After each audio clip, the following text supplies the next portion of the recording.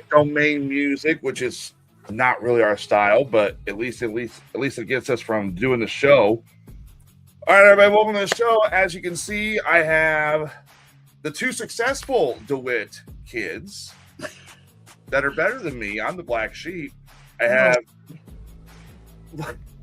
I have my younger sister Amanda of 5 years, and I have my younger brother Alex of I believe 15 years. 15 years. Yeah, joining us tonight. So, and this is something we've wanted to do for a while because honestly, between the three of us, I think my sister and my brother are more fascinating than I am. I don't know about that. Yes, I don't know if I'd put that out there. No. So, welcome to the show, guys. On this cold, snowy day. Yeah. How was driving down here? It wasn't bad. I have no problem in the snow. I don't ever have an issue. I drove 45 the whole way here. I got stopped behind a couple people, but yeah, I don't ever have any issue. We honestly, go ahead. How many cars were off the interstate when you drove here? I didn't drive on the interstate. I drove through New Berlin and Alexander. I took, because I wasn't going to mess around with the interstate. Right. So you literally took the back roads to get here. Yeah, pretty much. Okay. So, Out. right before Christmas, right before it gets cold, there's my nephew, of course. You want to say hi? Can you come in here and say hi? Hi! He told us the other day that turn the light off. He told us the other day that he wants to be a YouTuber. That's what he wants to grow up to be. Oh, okay.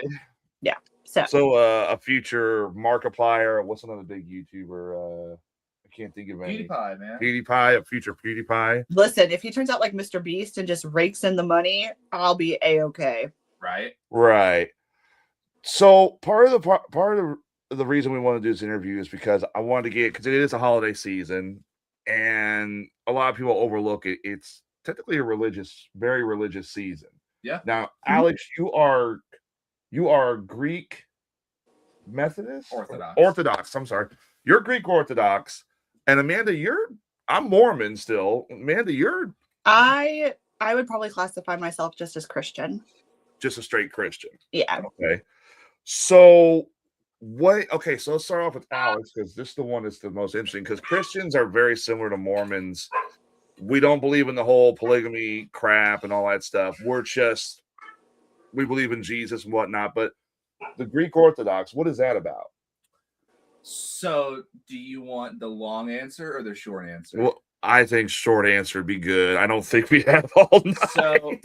So the Greek Orthodox Church is part of a broader collection of churches called Eastern Orthodoxy. Okay. And during the original church left by the apostles, you see after Pentecost, there's this universal church, right? Where I would say most Christians are all unified in one church. They're all in what's called communion with one another.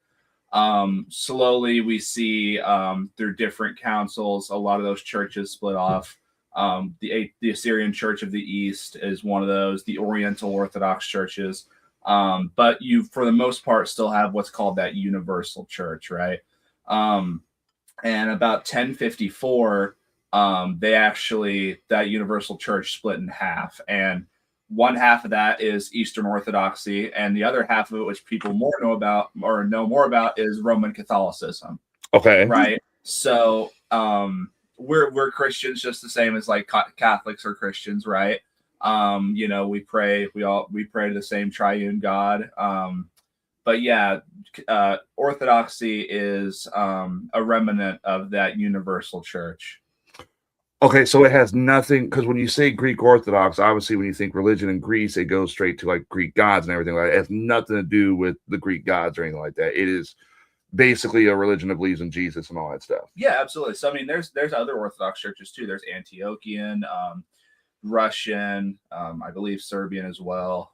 There's many different Orthodox that you could call them cultures, really. Okay, and what made you decide, like, because I know all three of us, we grew up Mormon. Right.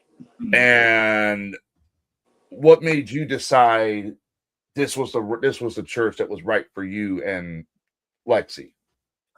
So after I kind of removed myself from the LDS church, which for those of you that don't know is the Mormon church, right?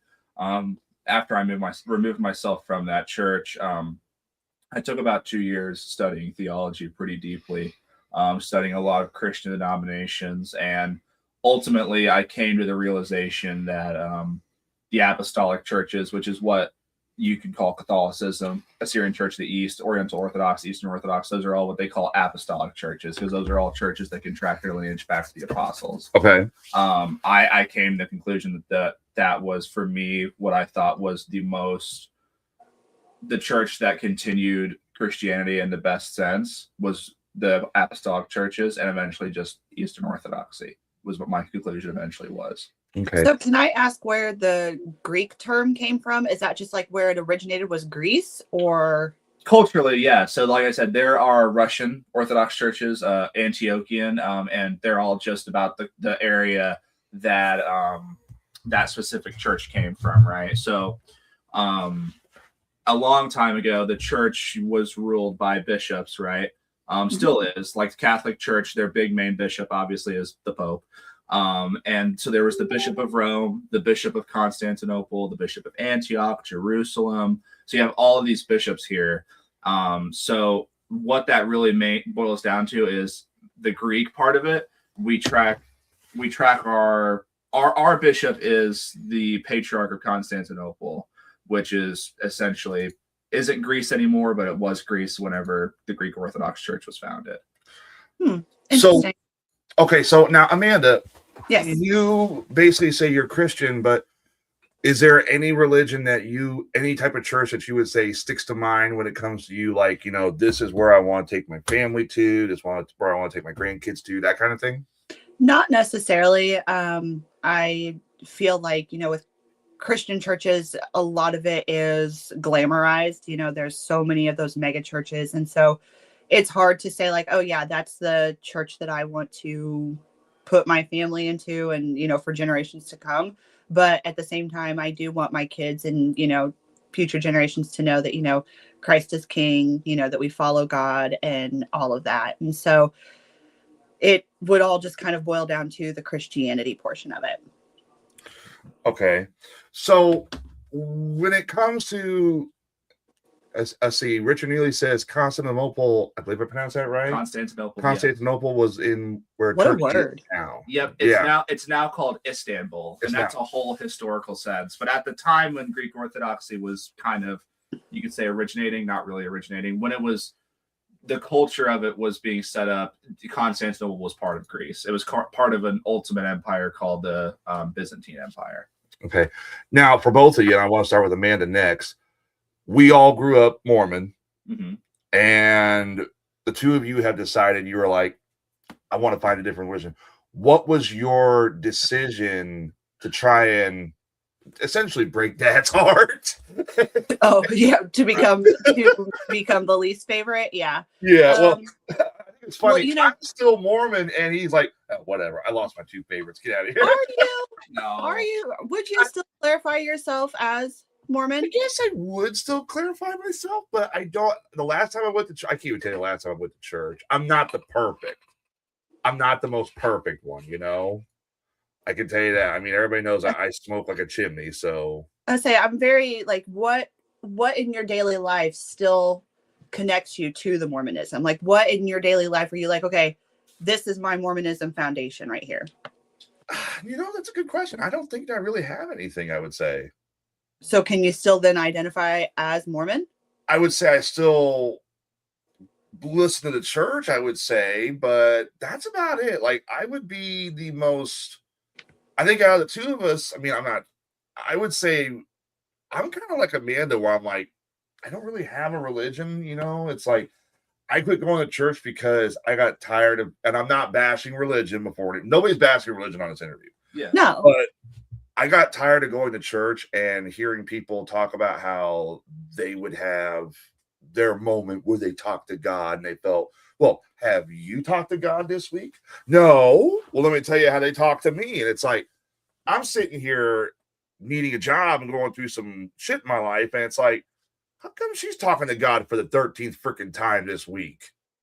That's where I kind of like drew it. And that's something that people struggle with, is that they always tell themselves that, oh, I'm doing this, I'm doing that, but we don't know what's going on behind closed doors. We don't know what they're truly projecting onto people.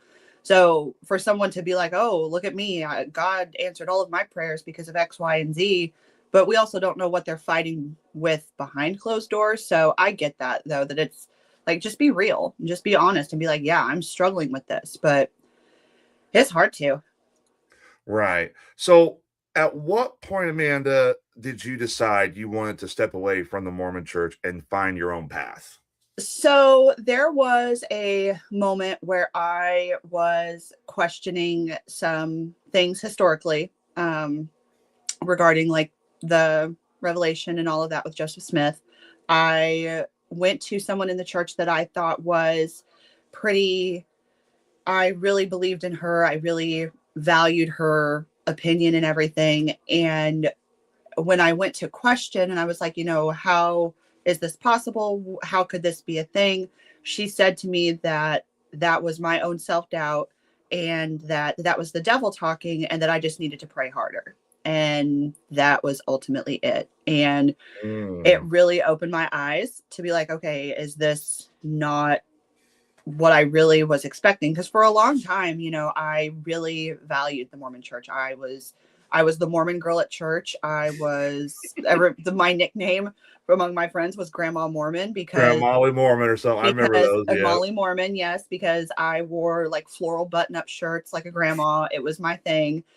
And I really projected that. And for someone to just be like, well, that's your self-doubt and it's a you problem that you don't believe, it really kind of, shattered my world. And then, there were things that the church had chose that I did not stand with or agree with. And I just was like, this may not be where I want to be. And then, now there's so much that has come out, so much that they've put on the website that they didn't think anybody would notice, that I don't agree or align with. Now, at the end of the day, did becoming or being a Mormon make me the person I am today? Absolutely. I mean, I feel like I'm a pretty decent person. And is that because of my Mormon faith growing up? Probably. But at the same time, that's not, we need to find a religion that we know that speaks to us. And at this time, that's not the Mormon church for me. Okay. And Alex, same question. So yeah, I mean, so I would say that I ultimately left the LDS church, I would say 2 to 3 years ago. So I, for a little while upcoming to that, like I would say like 18, 19, all the way up to when I left it. I was the devout church goer. Like I didn't go all the time, right? I didn't go every Sunday, but I was very much a defender of Mormonism, especially like in school, because a lot of people definitely, they kind of make fun of it, jar at it, which, I mean, it is what it is, but I was always, big on defending it. And I wouldn't say like I was a devout Mormon, like I was going to the temple every week and this, that, and the other, but I listened to the church deeply, and I had a great amount of love for the church as well. And, one day, I about the time I was like maybe 20, I started studying theology a little bit deeper. And, still was Mormon, still, attended church every now and again, and still was a very big defender of Mormonism. And then one day I just woke up and realized that it wasn't true. A lot about Mormonism for me, just there's a lot of stuff that I don't agree with from a theological point. And it seems almost though it's very much a religion was catered to basically a group of people. And I want to preface that with, I have the utmost amount of respect for the Mormon church still to this day. I always will. I think that it teaches very good values. And I think that there are a lot of people that call themselves Mormon that are amazing, great Christians and good people. But I just cannot I couldn't continue from where I was at going to the Mormon church, feeling the way I felt about it. Right. Adam, who's one of our listeners, he's also very religious, says he remembers going to a local Christian church and being told his seizures were caused from his sins. If he would stop sinning, his seizures would stop. That is also one of those things that drives me nuts, is when they sit there and they want to make your life wrap around your entire religion. Like, your seizures are not caused by your sins. That's a a literal physical condition. It's epilepsy. And that's one of the things I hate too, because, and again, I'm not bashing religion, but the televangelists, I can't stand them. Oh yeah. Like, what was his name? Kenneth Copeland, where he's like demanding people send money during COVID. People are losing their jobs. I'm pretty sure God at this point would be like, go feed your family. Don't pay this guy. Yeah. So outside of, so how hard was it for you to convince Amanda? I know where Shane sits, and he's really somebody I want to talk to about this as well. But I know he's busy right now. But where did he can come in here? He can, if he wants to, he can. But I want to know, what did your wife think about religion? You joining the Greek Orthodox? She's been very supportive of it. She had a lot of questions at first, because if you've ever been to anything, and I would akin it to, if you've ever been to anything or seen anything that's Roman Catholic, right? It's definitely a lot different than what you normally see like at your Christian church down the street, right? So she had a lot of questions, right? A lot of stuff that she was, wanting to know more about, wanting to, investigate deeper, but she loves the church. I mean, our family gets along with everybody there really well, and everybody really loves Lexi. I think they like Lexi more than me. That's okay. But she's been she's been very, very supportive, and I'm really, really grateful for that. And that's a big thing for her, because she grew up in a pretty religious home too. So for her to move to that. So she was confirmed a Lutheran when she was a child. And then her family kind of stopped going to church a little bit, still stayed kind of religious. And not to put Lexi on like total blast, right? Stayed semi-religious for the most part. And then she actually started going to a Christian church in Lighterbury, and then eventually the Baptist church in Lighterbury, which I want to also say I have a lot of respect for the Baptist church in Lighterbury. Great, amazing people, great Christians all around. So her background when I met her was that she was Baptist and going to the Baptist church in Lighterbury, along with the rest of her family. So she's basically been in like almost every religion outside of something like Judaism and Catholicism. Well, I mean, I wouldn't call it religion. I would say maybe denominationally wise. Right. Absolutely. I mean, she doesn't remember a whole lot growing up Lutheran, she's told me, but she obviously started going back to that just non-denominational Christian church, and then eventually the Baptist church. So she's been, I would say, obviously more churches than I have been to. So yeah, I mean, she has had a deeper, I guess, all around, I don't want to say taste test. That sounds really, you know what I mean. She's got to experience a lot of different, a couple different denominations, which is really great, honestly.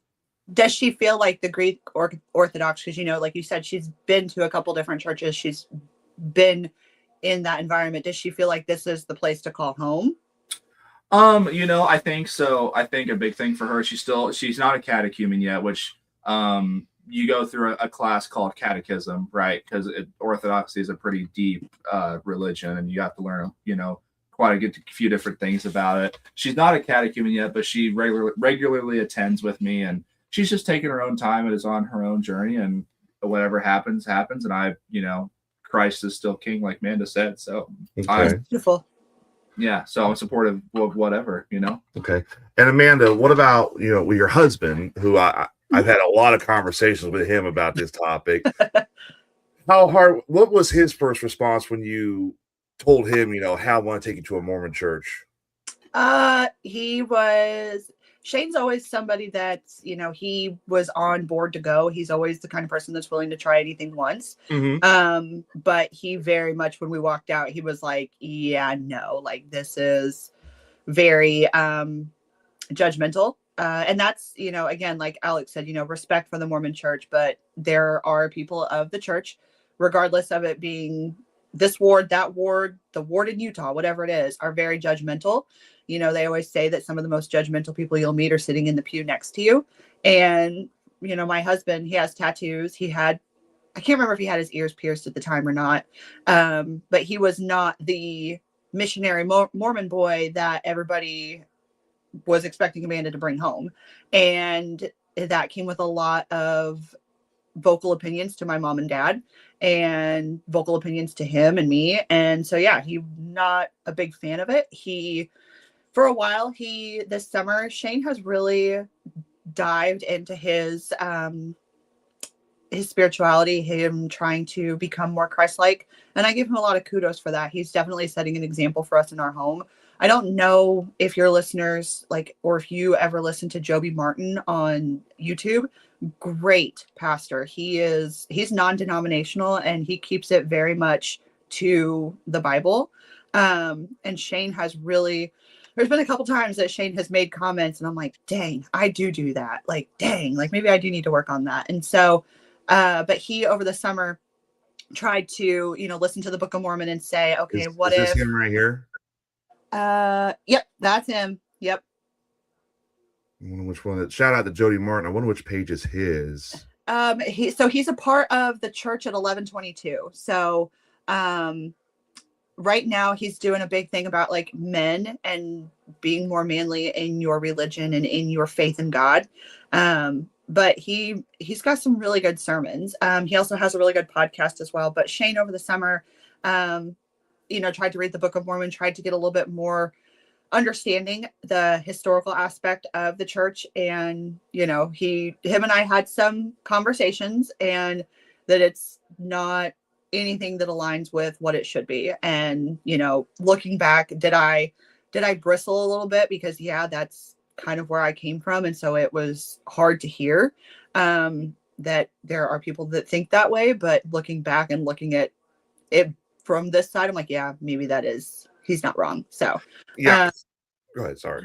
But yeah, he definitely had concerns. He questions a lot of things like any person should.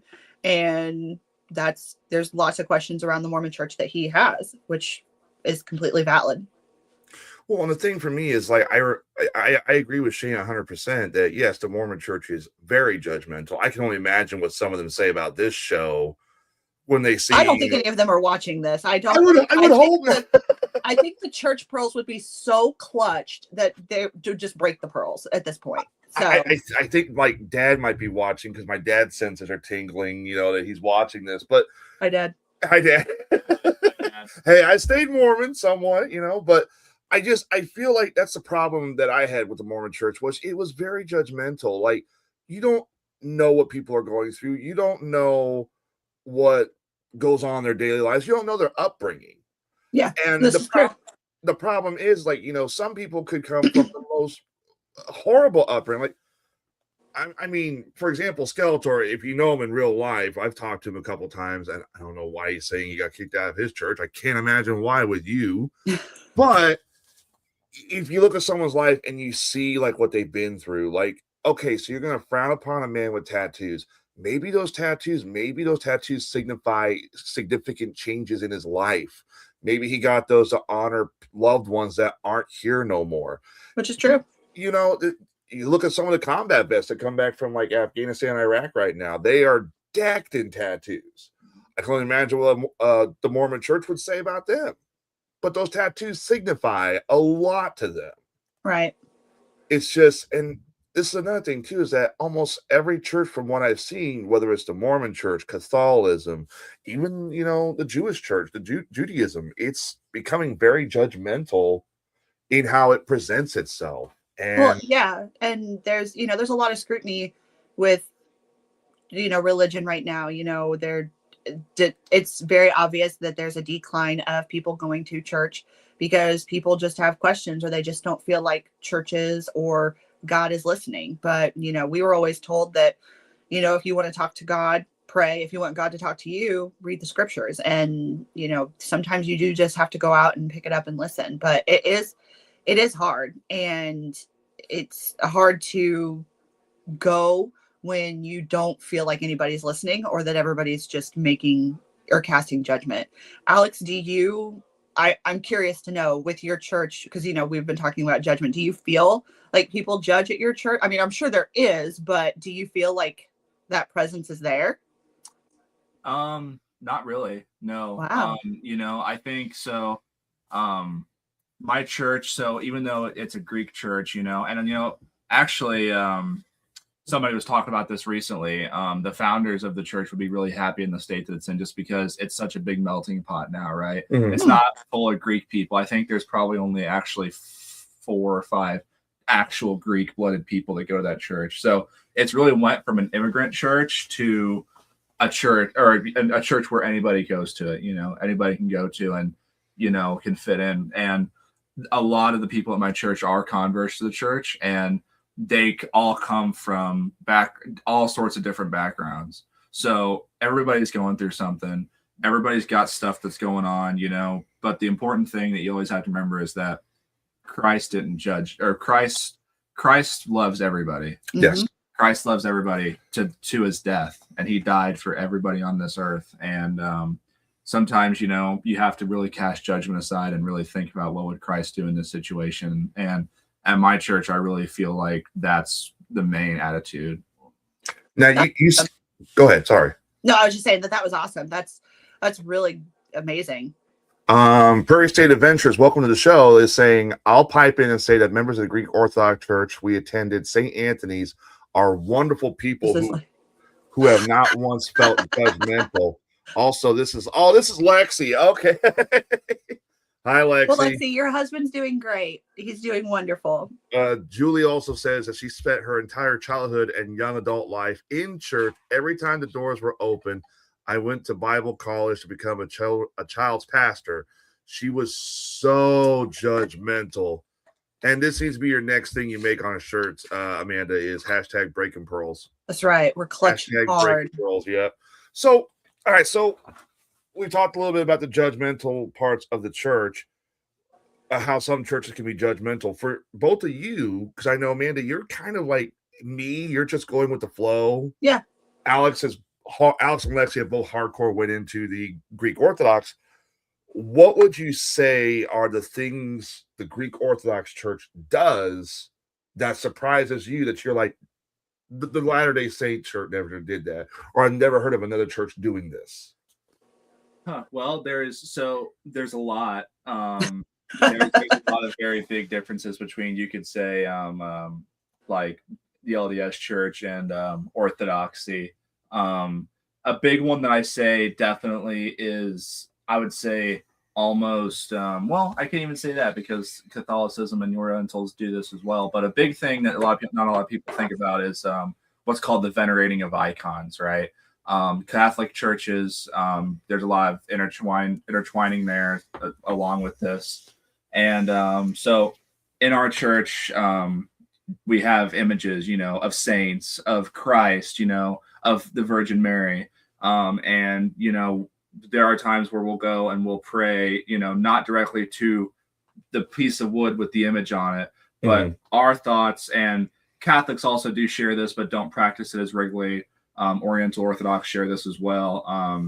Is, that's kind of like a window to heaven, a gateway. You're not showing the piece of wood with the picture of Christ on it, the love and affection. You're showing Christ that love and affection, kind of like windows into heaven a little bit. And so when you step into an Orthodox church, you're surrounded by icons, and it's really, I would say that's a big difference that not a lot of people from like even other churches that do venerate icons, like the Catholic Church, that's not something that's very common, I would say.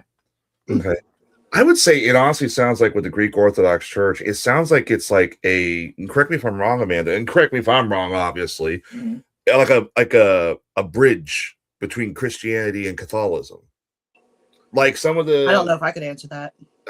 So would I be correct, or where am I wrong at with that? Orthodoxy, and this is going to be this is a little bit my opinion as well. Orthodoxy is what we would say is the most in tune for what the early church was, and that's the big thing for them. So they try to emulate that early church as much as possible. Tradition, I would say, for the Orthodox Church, tradition is very important to them. Okay. So Lexi's in here saying, I'm going to start calling her Prairie State Adventures. Probably not best to blast her on the air, but Catholicism is Christianity. I've always been told it's not. That it's Catholicism is like on its own branch, like hardcore serious. Like, well, that's just like saying the Mormons think that they're Christians. That's just an odd branch out. So, I mean, at the end of the day, we all still believe in the same thing, that Christ is king. Catholicism is Christianity. So what a lot of people will sometimes have like as a cutoff point is if it's Nicene Christianity, and not to go real deep into that rabbit hole. Catholicism, Lutheranism, Presbyterianism, they're all Christianity. Orthodoxy is Christianity. Assyrian Church of the East is all Christianity. You start a lot of people start disagreeing, Lutherans might not call Catholics Christians just because they think, that they're right, and that's a little bit of that judgment coming on, but they're all Christians. If they all affirm the Nicene Creed, they are all Christians. So Nicene would be like, you believe in Christ one way or another. The Council of Nicaea is what basically was after Christ, the Council of Nicaea was one of the best frameworks of what built Christianity into what it is. It talks about the Trinity. It talks about the relationship of God the Father, of Christ, of the Holy Spirit. It is like this building block that builds off every other denomination of Christianity. And almost all Christian denominations affirm the Nicene Creed. That's interesting, because we never heard anything about that from the LDS Church. No. And so a big thing not to put on blast the LDS Church. We are not blasting any religions during this interview. No. A lot of respect for the LDS Church. So what the Council of Nicaea was actually formed for was a big reason was this thing called Arianism. So if you ask any Christian, Presbyterian, Lutheran, Baptist, doesn't matter. If you ask any Christian, they will all affirm that Jesus is God. Jesus is God, and they are triune with God the Father, Christ, and the Holy Spirit. Mm-hmm. They are all God, different persons of God. Okay. Arius was a bishop from Egypt. And back when the church was unified, they're all, there's no different denominations. There's just Christianity. Arius believed that Christ was a created being, that he wasn't a co-eternal with the Father and the Holy Spirit. Okay. That at some point, God was like, Jesus exists now. The Mormon church, that is what the Mormon church teaches, that the Mormon church teaches that God the Father was the only God, the only person, right? The only eternal being. And then he made Jesus Christ in his own image, and he made the Holy Spirit, right? But what the Council of Nicaea affirms is that the Holy Spirit, Jesus, God, they are all co-eternal with one another. And see, that's so funny. That's so funny, because Shane and I just had this conversation the other day, because he was like, Jesus is God, and I was like, no, he's not. And that's so crazy that like circled back to that, because that's how we were raised, was that they were all their own separate entity. Yes, exactly. That. Exactly. And so that's a cutoff for a lot of people, is that they believe that if you don't affirm the Council of Nicaea, you're not Christian, which it's all up for debate. There's obviously Jesus was like, well, if you don't do that, he didn't do that. He didn't come down and was like, all right, guys, this is actually the thing. Yeah. So, it's a gray area that a lot of people debate about. Again, some Lutherans won't think Catholics are Christians. Some Catholics won't think Lutherans are Christians. Right. It's just, it's kind of a messy water there. So outside of the degree of Christianity, you have Judaism, which believes that Jesus has not arrived yet. Right, that the Messiah has not come. The Messiah has not come yet. Correct. And then you have, I'm trying to think, you have Buddhism, which believes more in personal enlightenment and spiritual as opposed to a higher power. Mm-hmm. I'm trying to go through all the religions I can think of that, would not sit with the Nicaea religion you're talking about. Well, Islam would also. Islam is a big one. Islam's a big one. It's growing every day too. That's the thing about Islam, Christianity, and Judaism, is that they are all what's called Abrahamic religions. So they all. So if you ask a Muslim, you're like, "Hey, tell me the story of Abraham." He'll tell it to you.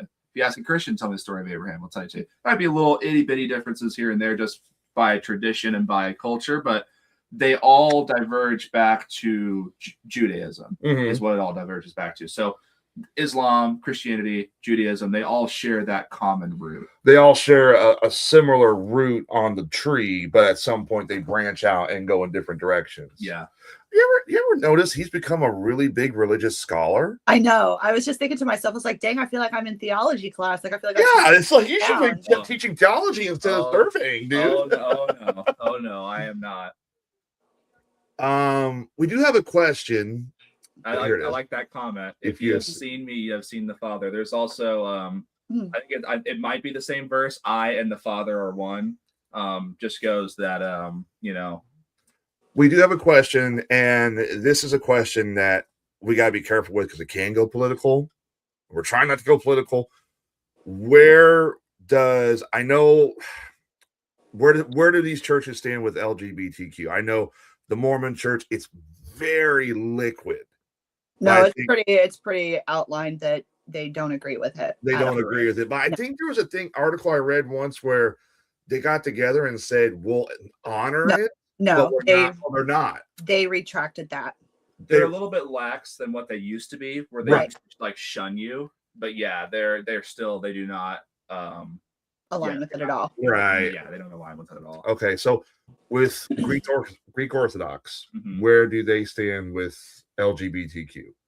So what I will say, and I'm not at liberty, like I'm not a bishop, right? So I can't say the Orthodox speaker of the Greek Orthodox Church. Yeah. So as a representative of the Orthodox Church, so what I will say is, it's not the place of mankind to cast judgment on any group of people whatsoever. Now, is homosexuality outlined in the Bible as, being a sin? Yeah, absolutely. But it's not for us to go to somebody like you see a lot of churches do and say, hey, you're gay, you need to stop that, Right.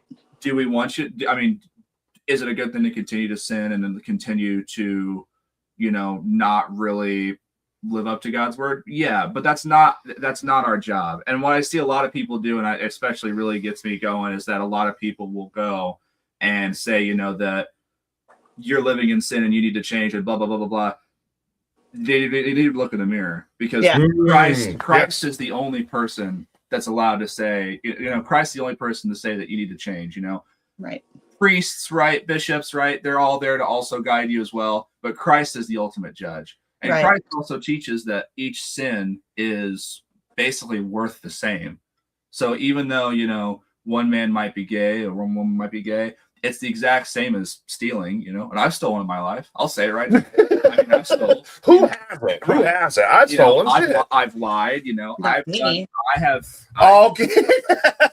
I have committed a lot of sins in my life, but it's not for me to go to anybody and tell them that their sins are wrong and that they need to, change their life. Where are we to judge? Yeah. Well, and I feel like this is the problem too. Is it's like, okay, so in the Bible, I haven't read the Bible. I'll be completely honest. But can I really quick? Can I just answer? Oh yeah, go ahead. The Orthodox Church does teach that homosexuality is wrong. The Catholic Church is a little bit more lax, but they teach the same thing. More Protestant denominations, like there are some Lutheran churches, Presbyterian is a big one, Episcopalian, which is the same as like Anglican. They are a big teacher that LGBTQ, my apologies, is more accepted in those certain Christian denominations. So okay, well, and it's weird too because you're seeing more and more churches, like you said. Back when I was a kid, and I think Amanda might have seen some of this. The Catholic Church was hardcore against LGBTQ, hardcore. Like they were just no, not at all. And that was back in the 90s. And so growing up, you saw that. And, of course, the Mormon Church was the same way. But as of late, you have seen more churches lax and relax on it. Like, who was the Pope prior to the current one in the Catholic? Pope Francis. Pope Francis was very accepting of LGBTQ, which was really interesting because I had never seen a Pope, not even Pope John Paul, or Pope Benedict, who had done anything like that, where he was like, yes, I accept you, that you love a man and all that stuff. Back then, it was like, get out of my church. Yeah.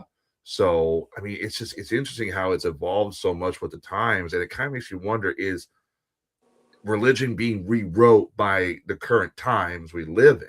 And do you think that's something do you think it's better to have Christ's teachings be flexible to what we want, or do you think that it should be more solid about sometimes it's what we don't want? Amanda, let's go with you. What do you think? We can't pick and choose what the gospel outlines. We can't let it cater to us. We can't let it, find loopholes and stuff that makes us feel better about ourselves. Because like Alex said, at the end of the day, a sin is a sin. So it's like, oh, well, perfect example, there's loopholes everywhere. And I don't know how to say it without sounding terrible, but at the end of the day, we can't just pick and choose what we want and be like, okay, yeah, I'm fine with that. I'm okay with that. So I don't know if that really answered the question or not. I kind of got distracted in my brain. My bad. It's kind of a weird question too, but I think like, so in the Bible, I haven't read the Bible fully, but it does say LGBTQ is a sin, correct? It says to lay with another man, adultery is right. A sin. Yeah. Okay. That's what I've always been taught that, but I want to make sure. At the end of the day, it's like Alex said, it's not my place to judge. Yeah. But also at the end of the day too, if I was ever to have a kid, if my son or daughter came up to me and said, Dad, I like men, or I like women, or I'm still gonna love them. Right. I'm not going to just sit there and be like some people that do it nowadays where it's like, get out of my house or something. It's going to be more like, you're still my son, you're still my daughter, I love you, but you are not excused from at least giving me grandkids at some point. Right. You're still my kid. And I feel like, I'm not one to sit there and say I feel like it, but sometimes I think God sits there and realizes like, just because they love a person of the same sex, even though a sin is a sin, it's not something to completely cast them out for. No. Well, at the end of the day, Jesus told us to love one another. Exactly. That's very true. Yeah. Adam Beeford said, I'd rather have people say they hate gay people over hiding behind a Bible. Same reason I love an open racist. At least they are afraid to hide behind the hate. They aren't afraid to hide behind the hate. Broomstick says attendance has fallen. They had to get more numbers to pay for their church. They had to start letting in LGBTQ. That kind of goes along with what Shane said. Money changes their minds. It needs to be solid because if you change it, you are making yourself your own God. That's very true. Yeah, that's very true. Maybe that's probably what I was trying to get at. Yeah, what you said. Yeah. It's not good to have Christ's teachings be flexible because Christ is the perfect man that ever lived. Yes. Right. And so it's not right to have his teachings be flexible for what we want, But we can go off his teachings. And like I said, even though Christ and, the Bible teaches that, homosexuality is a sin, it is not our place to go and cast people out and treat them terrible. I mean, because we all live in sin. We're all sinners, every single one of us. Yeah. I mean, I have friends who are LGBTQ. I got a friend that watches the show periodically, Stoner Chloe.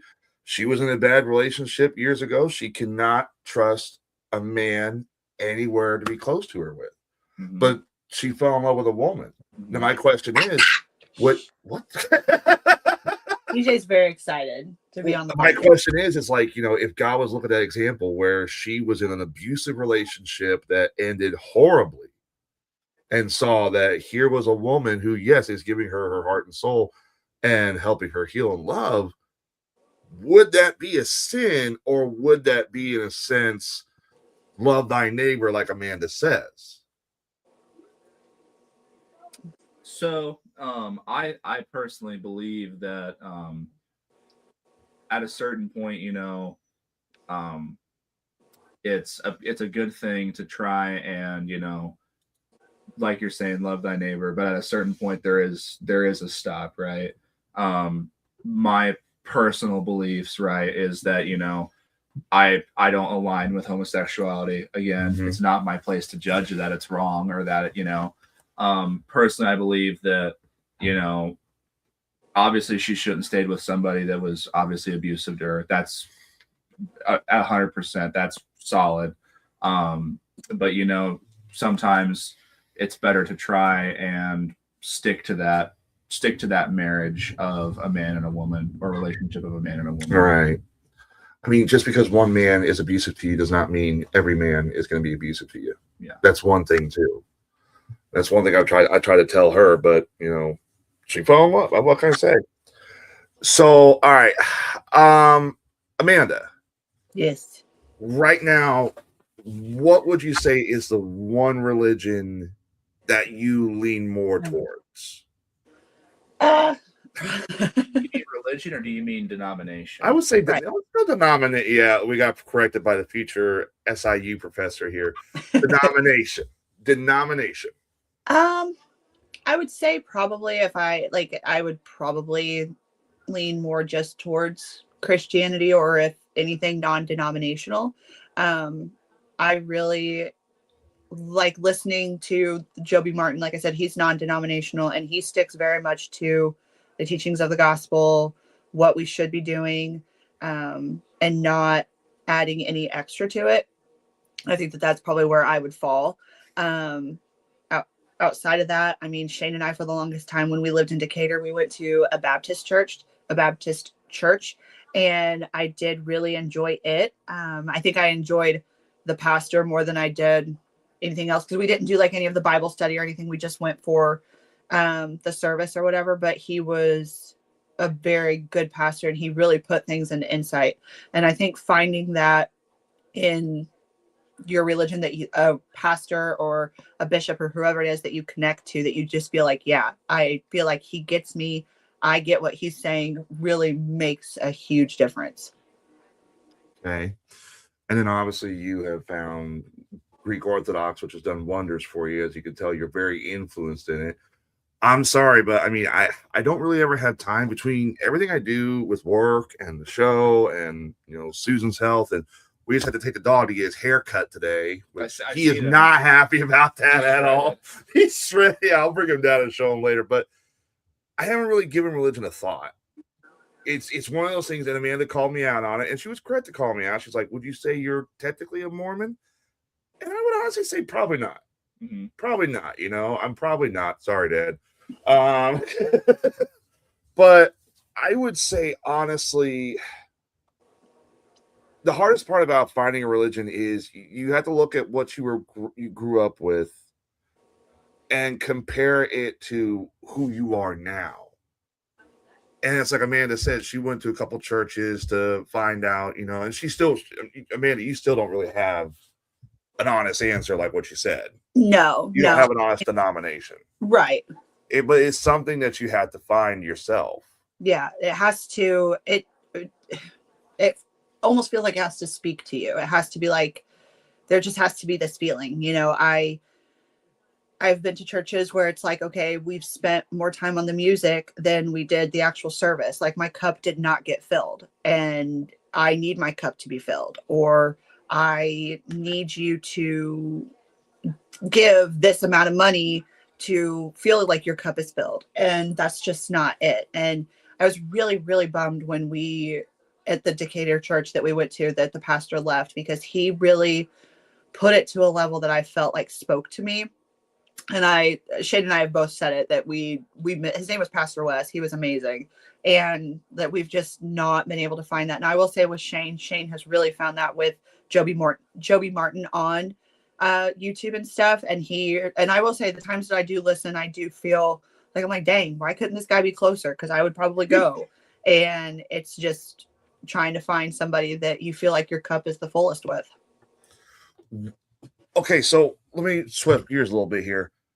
What's the one religion you guys have either researched or looked into? I have mine, where you sit there and say, that's full of shit. And I know Shane's in the chat room, and I know he's probably got a list. His little thumbs are burning. He's like, well, let me start with this. Are you talking about like all around religion, or are you talking about certain denominations of Christianity? There's no denominations, and then we'll go to religion. Both of them, basically. I don't know if I can truly say that I've ever like really went down a rabbit hole and been like, that's just not, that can't be real. And I don't want to bash on a religion because, you know, at the end of the day, these people believe in that religion and put their whole heart and soul into that religion. And where am I to say that it's full of crap or that I don't agree with it, you know? Wait a minute, Max or Chloe. Sorry, she had Stoner Chloe's currently watching. She had a question, so go ahead, continue. I'm sorry. No, that was it. It was just like being able to look at a religion and be like, yeah, that's a crock, or there's no way that can be true. Like, where am I to say? You know, I'm not a church leader. I'm not God. I just feel weird saying that about a church. So you're very open-minded. Yeah. I mean, like I said, at the end of the day, where am I to say that church isn't true? Because at the end of the day, there are people that believe that church is true, Right. And Alex, what about you? What would you say is the one denomination that you researched and you said, not this one? So kind of branch off Amanda's statement a little bit, I would say that there's a lot of crazy things in a lot of different denominations. I can't really pick one and point at it and say that is full of shit and this, that, and the other. Because like Amanda said, there are people that go to that church, and there's anywhere you go, there's going to be good people that go to that church. Right. I got done, like I said, we're all ex-Mormons here, right? But there are good people that go I guess we all are now, huh? There are good people that all go to Mormon churches, There's going to be people that go to Mormon churches, just like if you're Jehovah's Witness, right? There are some Jehovah's Witnesses that are, I'm sure, are great people. I mean, I've met good Jehovah's Witnesses, right? That are really nice people. But there's also the ones that you're gonna meet up with that are just not good people, Yeah. And I think Christ really said it himself that you can judge them by their fruits is a big thing. I would honestly say that any denomination where you walk in and you are judged for who you are and you are not met with the love of Christ, that is any denomination that I think is way out of line. Good answer. I would say that's a very good answer. Yes. I would say for me, I'm seeing a lot of people in the chat, like, for example, and Chloe, I'm seeing your question. We'll get to it here in a minute. Shane, which short answer, he probably had a list going. He's like, all religion is bad. It's man-made. Nothing is perfect other than God. That's very true, because translation can get, I guess you could say, misled or rewrote or something like that to fit the narrative of a church or their leaders. Adam is saying, it's whatever helps you sleep at night. Any religion. Yeah, any religion. That's the thing for me. Any religion that makes you pay for holiness or reserve your seat in heaven right now. Oh, good Lord, buy our brand new pristine chapel. Make sure you pay the tithes so you can reserve your seat. Give me a break. That's not how it goes. That's not how it goes. And we've also got Scientology and Jehovah's Witnesses. That's one thing they're saying. Anyone who is spreading hate in the name of religion isn't actually following religion. Yes, I would say it's very true. And it happens a lot this day and age. I would agree with that also. But there are some religions that are based on hate. Yeah. Unfortunately, truly. But I would have to agree with that as well. Just a little bit is that, especially Christianity, I'll branch that out into just any Christian denomination that is spreading hate is definitely not following the teachings of Christ. And I mean, it's not for me to judge. Obviously, I am nowhere near the judge on this earth, but we should follow Christ's teachings, and Christ did teach us to love one another. So outside of denominations now, what religions? Because I have one that I've always heard about, and I have a friend who is actually a member of this church, and I can't get behind it. I can't, but... Well, what is it? Oh, okay, I'll go ahead and tell you. I have a friend, I've known him since college. He is a Pastafarian. A what? Yeah. A Pastafarian. Have you heard of this? No. The Church of the Flying Spaghetti Church of the Flying Spaghetti Monster. Yeah, hang on. Let me pull this up. I got this microphone right here. I'm very intrigued now. It is lit. We better be careful. She might become a Pastafarian. That's not the same thing as a Rastafarian, right? It started as a rip, I think, and now it's actually become like a legitimate religion. This is there it is, the Flying Spaghetti Monster. Huh.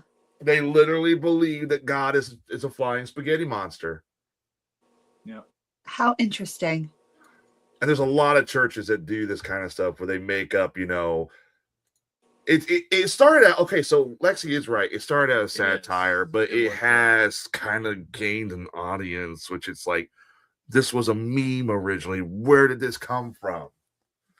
So All right, so let's start with Alex. What religion, not the non-name, besides religion? Yes, what would you say is one that you're like, no, not this isn't for me?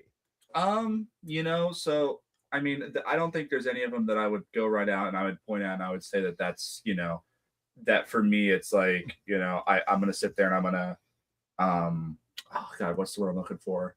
I'm gonna judge it and I'm going to be judgmental of it. But I think there's a lot of It is. I think there's a lot of Christian or a lot of religions out there that are fueled by hate, going off Abrahamic religions, right? I myself obviously am a Christian, I can't agree with Judaism just because they don't believe that Jesus is the Messiah, right? I also can't agree with Islam because Islam does have some tenets of it that are founded by some hate, by some Arabian kind of extremists at the time is a big thing.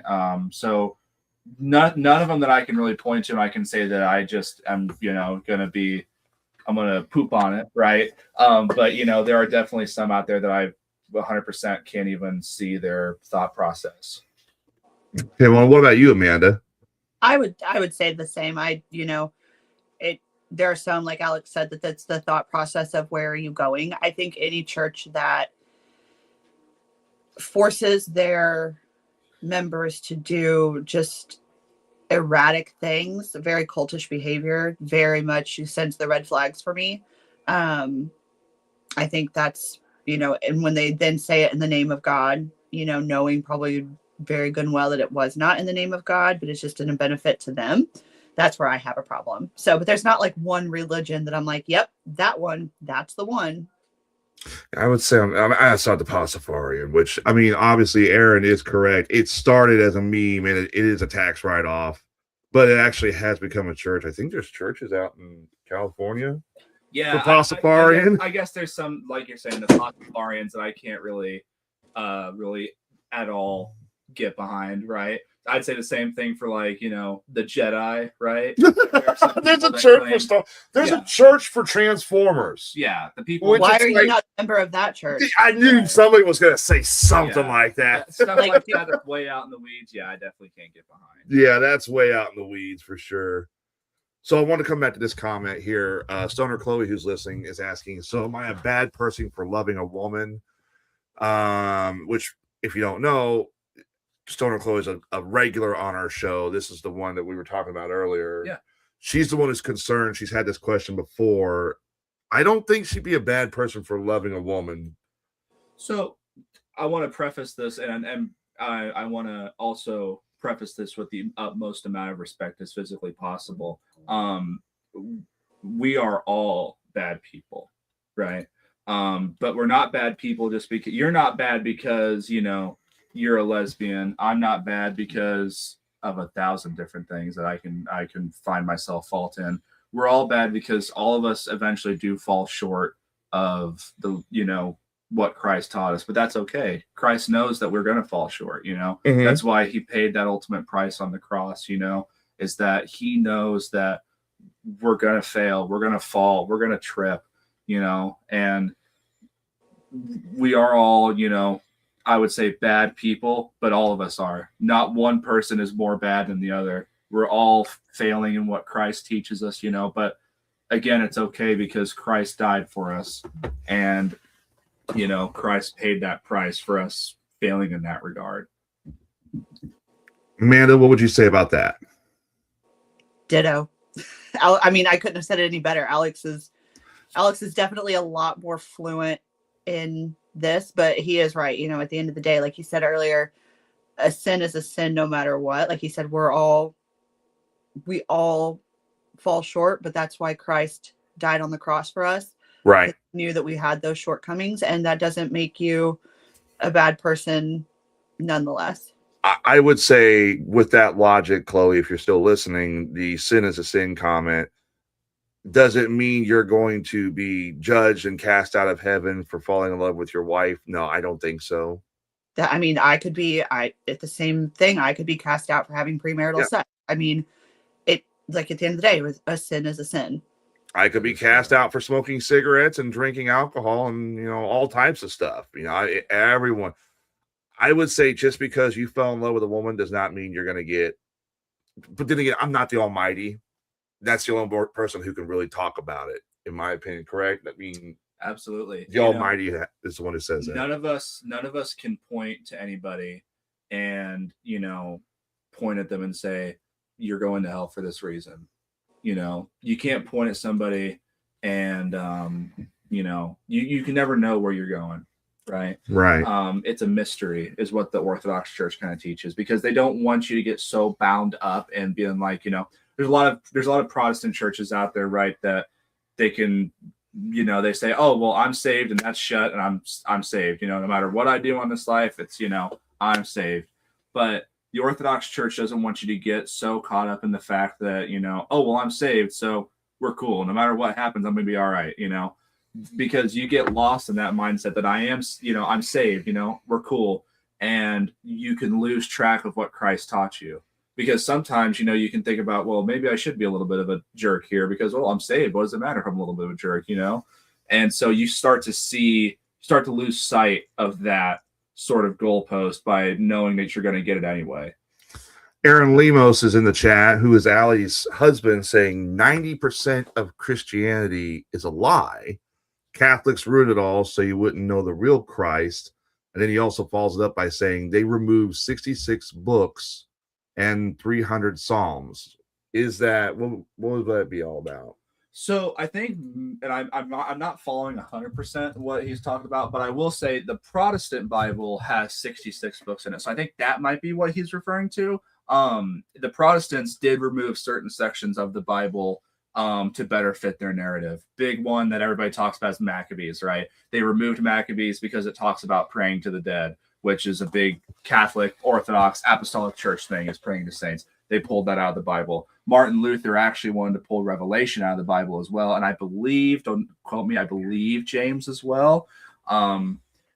Somewhat because, for him, he would always say that they don't know exactly, oh, well, we don't know that John wrote Revelation, right? We don't know James wrote the book of James. Mm-hmm. So for him, he's like, well, we'll just go ahead and remove it and we'll put it at a separate section in the back of the Bible. So it's there not to really like guide your life, but it's there as sort of like to read and to be familiar with and to not really follow it. A bigger deep down thing is that, he wanted to remove these books in the Bible because I don't believe they fit his narrative. And that's what a following is that they removed these books from the Bible because they were trying to build a new church and they needed to remove roadblocks that would prevent them from doing that. It's been a recurring thing too. I've heard a lot of people who sit there and say that there's certain parts of the Bible that were changed by man, or they remove sections of the Bible, especially in the King James version, is what they always come back to. They say that's the one that's like edited for TV, I guess, in a sense. But is there any, because like, for example, we grew up with the Book of Mormon. I was always told, and Amanda, you could probably agree with me too, but because you were more into the church at the time than I was, that the Book of Mormon, some people sit there and say, well, I heard, because, for example, Adam Buford, he was one who asked me this. He said, I heard the Book of Mormon is just, the true Bible. And I was always told the Book of Mormon is not the Bible. It's other stories about how God touched man's life. That's another test. If you look on the front of the Book of Mormon, it specifically says it's another testament of Jesus Christ. Yes. Right. So it's not the true Bible. It's just like an edition. Like here is the unofficial edition and all that stuff. Right. So in a sense, every church does seem to add, every denomination, does seem to add its own spin on it, like the Mormon Church, for example.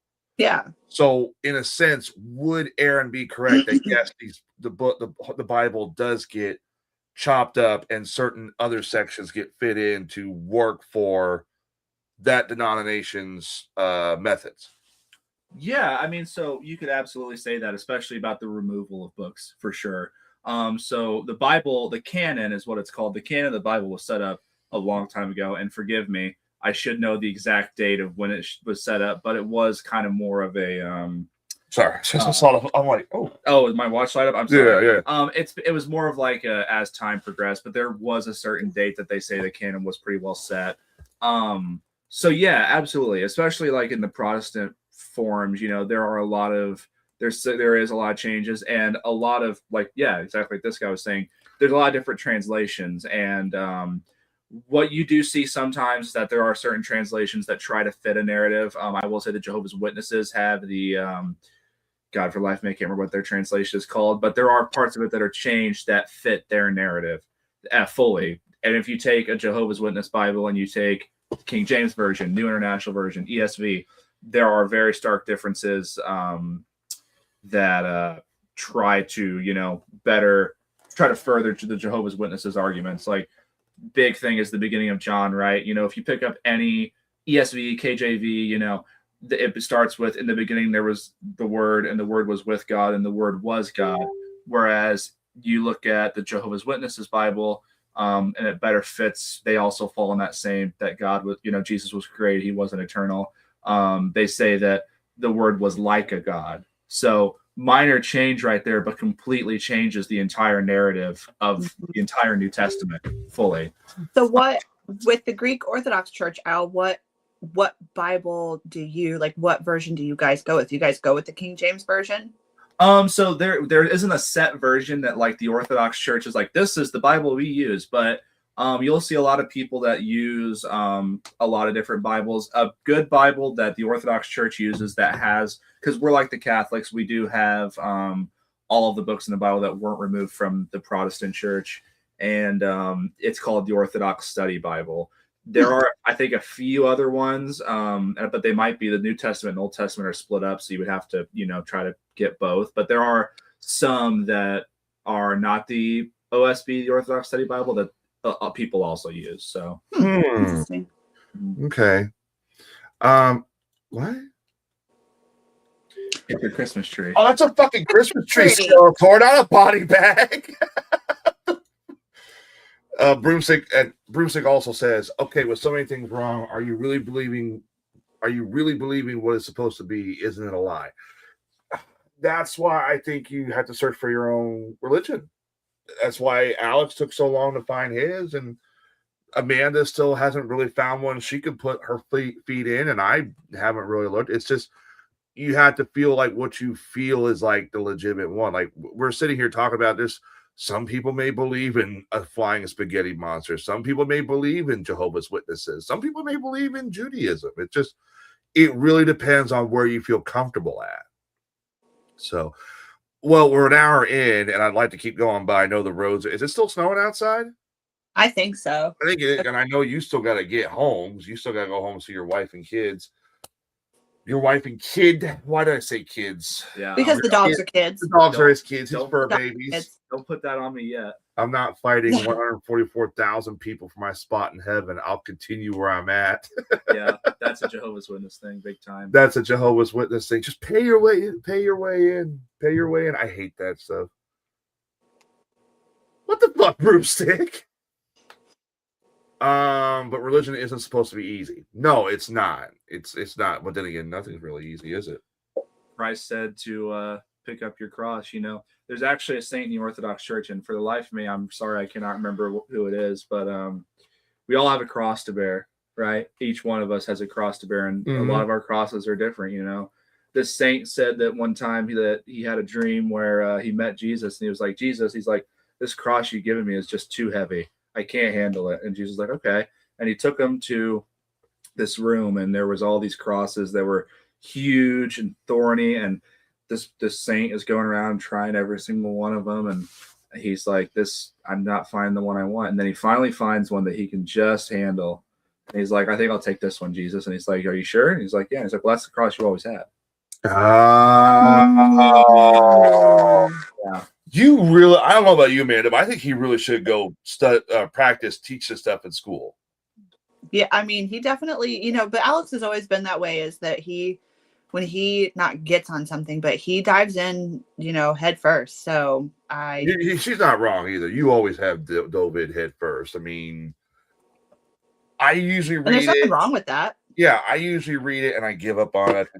Whatever. Amanda, when it's something that's interested her, she's like, goes into it for quite a while. You just cannonball into the pool. I'm sitting in the kiddie pool. You both are just like swimming. Like, have you ever considered actually going to school and getting a degree to teach this kind of stuff? Yes and no. I would love to go to college if that was the only class I got taught was theology. I'd have no problem with that. Theology is a study of religion. Right. Okay. But for me, it's like, well, you also have to teach a math class, a science class, and I get it, right? It's that way good educated people are who is teaching these classes, right? You don't want somebody that they're up there that's telling you about Buddhism and Hinduism, and then they're like, hey man, what's 2 + 2? And they're like, well, so for me, if I could go to school and I could if I could focus on just that theology part, I would very much like to. But we'll see where life takes us. We have to pay the bills, unfortunately. Yeah, we do. I mean, I was going to school for criminal justice and I gave it up because it was getting too expensive. And, now I unfortunately live paycheck to paycheck. But the thing about theology, too, which is really interesting, and Amanda, you can probably agree with this as well, you can also kind of apply it to archaeology nowadays. There's a lot of study in archaeology, and they're finding a lot of it coincides with religion. Like, they find temples like Göbekli Tepe. You've heard that one, right? I believe so. They now believe that at first they thought it was just a civilization that was built by hunter gatherers. Well, now they started saying, well, all it was a temple for them to worship. Well, recently they just found a temple in Göbekli Tepe, and they realized it actually was a civilization. Mm-hmm. So that's still an unknown civilization that we don't know anything about, kind of like Egyptians or the Aztecs, for example. Mm-hmm. And it would be interesting too, because sometimes you look at archaeology and you're like, religion can really be a key aspect. It's your only translation, the only thing we have in common with a previous civilization. Yeah, that is true. That is definitely true. Right. Religion is very interesting in that way, that it's sort of this constant throughout history, going from a religious historical sense, right? God's always been present, especially in our creation, right? Mm-hmm. But even stepping out of that box, looking at it from a historical sense, there has been religion throughout all of human history, and it's very interesting to definitely study that and to study its impact and its influence on history for sure. Right. And so with the holidays coming up too, as we're getting ready to get out of here, what does your religion do for the holidays? So I know, Amanda, you basically you're just Christmas. It's all it is. Does your religion, does Greek Orthodox do anything different? No. Our Christmas greeting is a little bit different. We say Merry Christmas to each other, but you greet other people by saying Christ is born, and the person responds back, glorify him. We also do fast coming up to Christmas. It's called the Nativity Fast, where you don't eat any meat, stuff like that. So not really a whole lot of like huge differences. We all still celebrate Christmas. Christmas is probably one of the 2 most greatest holidays in Christianity. What's the first one or the other one? Easter. Pascha. Yeah, the Orthodox Church calls it Pascha just because it's a different translation of the word Easter. The Western churches usually use the term Easter, so a lot of us are more familiar with that. Do you ever notice that it seems like Easter is like getting bigger again? Because for a while there, I mean, do any of you two notice it? Because for a while there, it was like Easter was like Thanksgiving. It was just swept under the rug. Nobody really mentioned it. But you notice it's starting to get more of a renaissance now as a holiday, similar to... Is that just because it's getting more commercialized, that it's becoming Christmas 2.0? Could be. I would agree with that statement. Yeah, it's but you see a lot more people also celebrating Easter as opposed to, like you say, it's being commercialized. And it feels like because they're celebrating it more, you have stores like Walmart, Target, Macy's, they're pushing it more to commercialize it.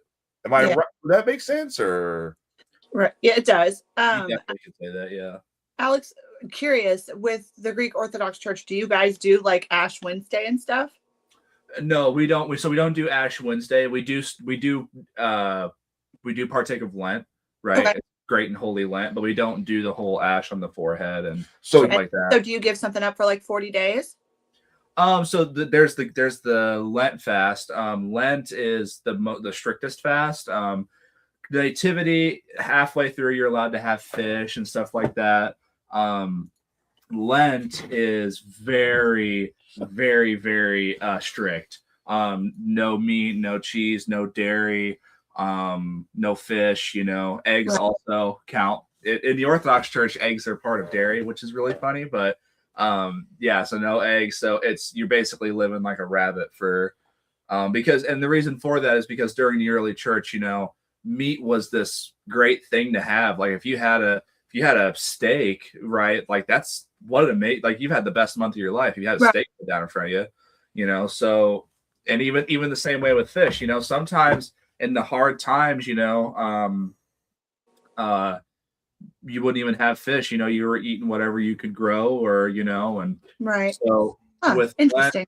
Lent, it's really important, that you kind of hold yourself back from that a little bit because we're leading up to Christ's death, right? But the nice thing is that after that, we have Christ's resurrection, and you get to it's a celebration, right? Yeah.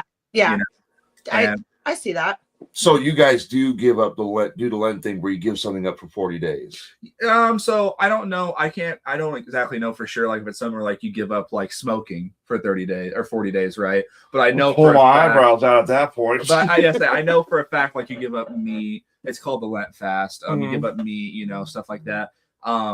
Probably is a good thing to try, and just because Lent is a holy time of year, and it makes it disciplines you a little bit into following Christ. And so, yeah, it's probably a good thing to, give up drinking for Lent, right? Or give up, be a little bit nicer to people for Lent. Yeah. Yeah. That was definitely, in the Mormon church, that was never discussed, was Lent, was never giving up anything. And so now to know that like, that's such a, like you said, such a holy time frame before Christ's death. And like you said, then afterwards, it's a celebration of him, of resurrection and stuff. It's so interesting. It's very eye-opening. Absolutely. Podcast about religion. We get off the damn. It's a Christmas tree. It's actually Skeletor. It was originally my Christmas tree. Then it went to Alex, and then now it's Tyler's. So it was part of it, Thierry. We can confirm it is not a body bag.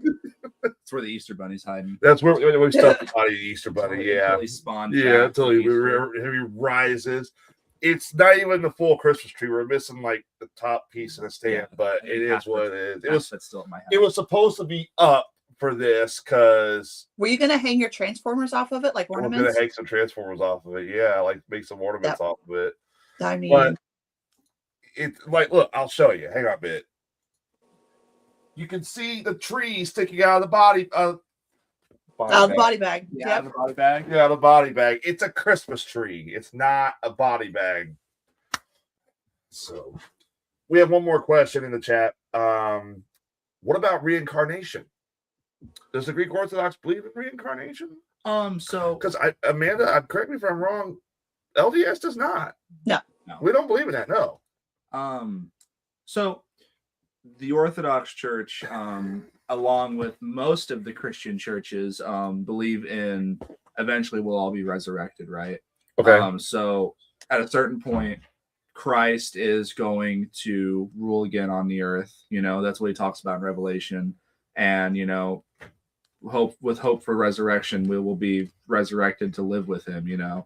If you actually look at a lot of like older sarcophaguses during the like the medieval era and stuff like that, a lot of like Catholic monks for sure, they have an hourglass on their coffin to kind of show that they're counting down until the resurrection. So that's weird. Susan just walked in for some reason. I think we got took off of Facebook somehow, but we're still live. That is weird. I don't know, Susan. Hang on. Sorry. I got you guys kicked off of Facebook. You guys kicked off of Facebook. No, it's the Pastafarians. Yeah, the Pastafarians. The Pastafarians are like, no, it's on there. It's still on there. I'm not sure. Let me see if I see it. I mean, I've still got comments from like Shane and Corey and all them.